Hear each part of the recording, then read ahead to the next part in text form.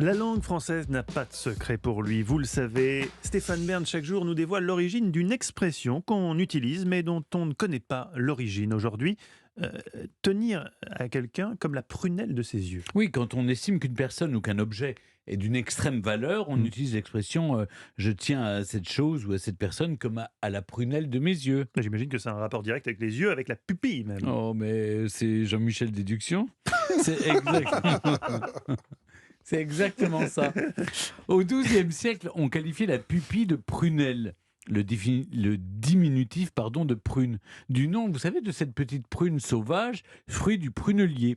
Au siècle suivant, on utilisait l'expression aimer plus que son œil. Puis au XIVe, on disait soigner quelque chose comme la prunelle de son œil. Est apparue également l'expression jouer de la prunelle. Ça, c'est quand on faisait des œillades, faire de l'œil, si vous préférez. Ce qui compte, c'est la valeur que l'on donne aux choses. La pupille, c'est quoi? C'est la petite fille souvent orpheline dont il fallait qu'on s'occupe.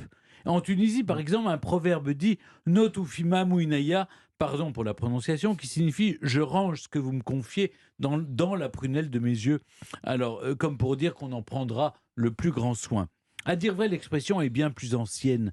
Témoin le livre de Zacharie datant de 600 ans avant Jésus-Christ, où le prophète annonce un Dieu de compassion en disant car ainsi parle le Seigneur de l'univers, lui dont la gloire m'a envoyé aux nations qui vous dépouillèrent.